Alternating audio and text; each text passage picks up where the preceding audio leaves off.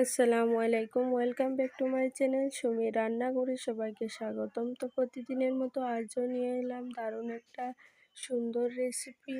তো আজ করব শীতল শুটকির পাতুরি। তো ভিডিওটি না কেটে সম্পূর্ণ দেখার অনুরোধ রইল। তো চলুন বন্ধুরা, আজকে রেসিপিটি শেয়ার করা যাক। তো এখানে আমি একটা শীতল নিয়ে নিয়েছি আর কয়েকটা কারকুল পাতা নিয়েছি। এবার এটাকে আমি এখানে দিয়ে দিলাম 2 চা চামচ রসুন, আদা, পেঁয়াজের পেস্ট। তারপর দিয়ে দিলাম 1 চা চামচ হলুদ গুঁড়ো, 2 চা চামচ কাশ্মীরি লাল লঙ্কার গুঁড়ো, আর দিয়ে দিলাম একটু জিরে গুঁড়ো। দিয়ে সামান্য একটু তেল দিয়ে ভালো করে আমি এটাকে মাখিয়ে নিলাম। তো খুব সুন্দরভাবে এটাকে আমি মাখিয়ে নিলাম। তো মাখানোটা কমপ্লিট। এবার কিন্তু এটাকে আমি পাতার মধ্যে দিয়ে শীতলটার গায়ে ভালো করে মশলা লাগিয়ে তারপর আমি এটাকে ভালো করে মুড়ে দেব।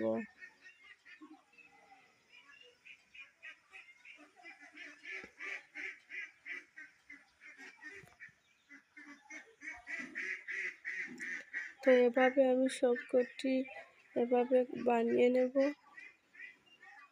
তো এই রেসিপিটি গরম গরম ভাতের সাথে কিন্তু খেতে অসাধারণ হয়।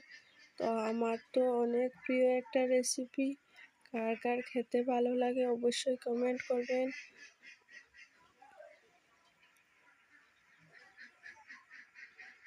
তো খুব সুন্দরভাবে আমি এখানে দুটো তো এখানে যে শীতলের পাতুরিটা বানিয়েছিলাম সেটা এখন তেলের মধ্যে দিয়ে দেবো, খুব ভালো করে যাতে মুচমুচে হয়ে যায়। তো তেলের পরিমাণটা আমি এখানে একটু বেশি দিয়েছি, খেতে ভালো লাগবে।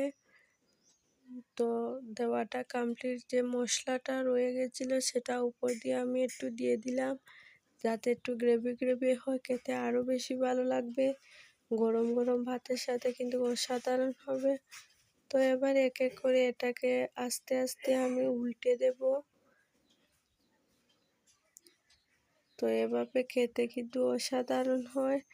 যারা এভাবে খাননি অবশ্যই বাড়িতে ট্রাই করে খেয়ে দেখবেন, আর অবশ্যই কমেন্ট করবেন খেতে এটা কতটা ভালো হয়েছে। তো সবকটি আমি এভাবে উল্টে দেবো, ভালো হলে ভেঙে যেতে পারে। তো এবার এটা কমপ্লিট হয়ে গেল। এবার এটাকে আমি নামিয়ে নেব। তো এভাবে শীতলের পাতুরি খেতে কিন্তু অসাধারণ হয়। তো বন্ধুরা, রেসিপিটি ভালো লাগলে লাইক, শেয়ার, সাবস্ক্রাইব করবেন আর পাশে থাকা বেল আইকনটি প্রেস করে রাখবেন। তো আজ